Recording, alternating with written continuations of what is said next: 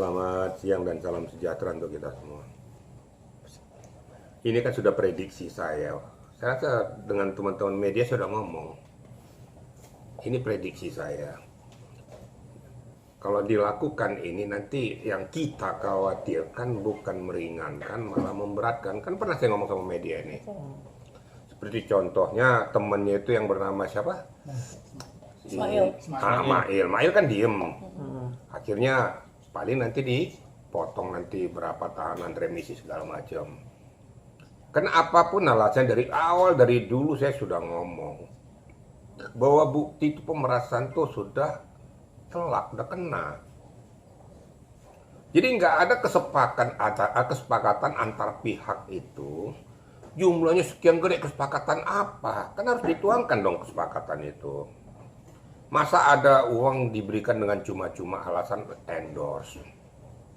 Endorse yang mana? Ternyata diungkapkan bahwa skincare daripada Reza itu bermasalah. Menurut daripada pihak kita. Terus kesepakatan yang mana? Kesepakatan untuk menutupi peristiwa. Nah ini yang perlu didalami. Makanya saya katakan, saya selalu menolak kepada penerapan pasal 36961 Yunto 55 itu. Kan berkali-kali sudah saya ulangi ya. Suatu perbuatan pidana dengan cara melawan hukum, ya, mencemarkan nama baik orang lain atau mempublikasikan aktivitas orang lain dengan maksud dan tujuan untuk memperoleh keuntungan baik sebagian maupun seluruhnya. Dari dulu kan saya sudah sampaikan itu. Nah, sebenarnya kalau kita mau lihat, ini ada unsur sesuatu yang terjadi di arena persidangan.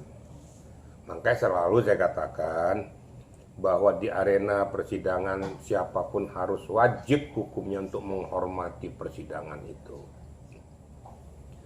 Kalau kita mau argumentasilah argumentasi hukum. Jangan menohok, jangan menjatuhkan atau menjelekkan posisi daripada masing-masing pihak, apalagi posisi penentu-penentu tersebut. Mau apapun, ya, namanya JPU, dia punya kewenangan subjektif, karena dia kewenangan untuk menuntut. Hakim, dia kewenangan untuk memutus. Polisi mempunyai kewenangan untuk menyidik, melakukan upaya paksa. Nah kita pengacara-pengacara ini, lawyers ini yang ngerti lah. Memang kita sama-sama aparat penegak hukum ya. Saya juga kan pengacara, lawyers. Cuma memang sama-sama punya hak kewajiban yang sama aparat penegak hukum. Tapi satu, kita pengacara ya sadar diri juga, kita tidak mempunyai hak eksekusi. Itu bedanya dengan mereka yang sudah ditetapkan oleh undang-undang dalam lembaga yang sudah terverifikasi di negara kita. Polisian, kejaksaan, pengadilan atau kehakiman.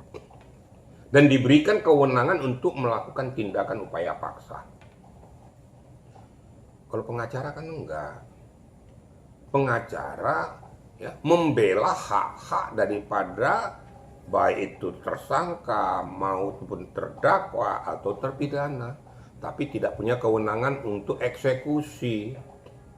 Nah, ini harus kita bisa bedakan agar kita jangan gebiah-huyah juga. Ada yang teriak-teriak tuh, kita kan sama-sama para penegak hukum, bener. Apalagi di arena persidangan, nggak usah lah. Justru kita menggawangi, melindungi supaya klien kita tuh jangan terdampak dengan sanksi hukum yang berat. Nah sekarang dilakukan uji banding. Bukannya malah menurun, malah makin meningkat. Kenapa itu tadi? Peristiwa-peristiwa subjektif yang terjadi di arena sidang pengadilan ataupun perkara di tingkat pertama di pengadilan negerinya. Itu kan akan dinilai semuanya. Loh. Nah saya juga nggak mau berandai-andai. Jangan nanti mau mengajukan kasasi, saya juga nggak ngerti apakah kasasi itu nanti dikabulkan atau malah diperberat, saya juga nggak tahu, atau menguatkan. Tapi itu semuanya saya serahkan kepada Nikitanya dan kuasa hukumnya. Ya, kita berdoa saja mudah-mudahan dengan mata pikiran yang jernih dari pihak Mahkamah Agung bisa memberikan keputusan yang seadil-adilnya. Gitu kira-kira ya. Bang, dengan putusan Majelis Hakim Pengadilan Tinggi kan ditambah pasalnya, bukan hanya uang, pasalnya itu ditambah. Jadi tindak pencucian uangnya itu juga memenuhi unsur tindak pencucian uang. Nah, terus kemudian hukumannya pun ditambah. Apa pertimbangan Majelis Hakim Pengadilan Tinggi menambah unsur TPPU itu? Ya. Apa pertimbangan daripada Ya. hakim, kan gitu. Hakim itu Nah, kau harus nanyakannya ke hakim, jangan tanya ke saya. sudut kasusnya, sudut pandang kasusnya. Setelah dari sudut pandang kasusnya saya nggak bisa menjawab, karena keputusan dari pengadilan pertama sudah menghilangkan masalah TPPU. Dasar pertimbangannya kan pasti tentu hakim yang lebih mengerti. Saya ini harus profesional loh kalau berbicara ya. Jangan kau paksa saya apa alasan hakim. Mana aku tahu.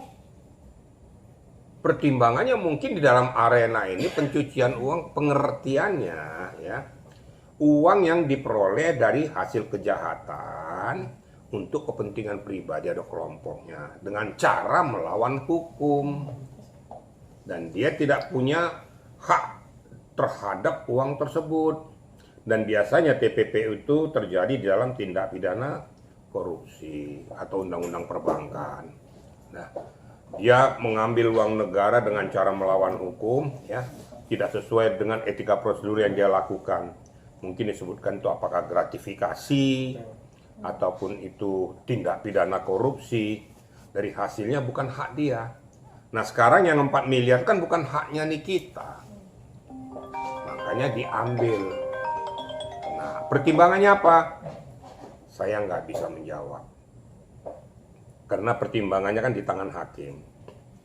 Tapi kalau ditanya saya sebagai praktisi, ya, bukan saya mendahului pertimbangan-pertimbangan hakim. Nah, ini baru tahu bahasa saya gitu ya. Kalau antar pihak tidak merugikan orang lain. Ini kan antara Nikita dengan Reza. Kan tidak ada orang lain yang terlibat di dalamnya. Dan ini juga tidak merugikan negara. Nah, kalau seandainya memang itu mau dikembalikan kepada pemilik, kembalikan saja. Kan tidak berdampak kepada negara toh. Kan gitu. Nah, sudah kembalikan kepada pemiliknya bukti-bukti yang disita tadi. Jadi saya rasa kalau saya yang ditanya, ya terlalu tinggi juga kita lakukan tindak pidana pencucian uang. Gitu loh. Itu tindak pidana pencucian itu terlalu jauh lah. Padahal tindak pidana pemerasan itu pun sudah cukup berat. Memang fakta seperti itu.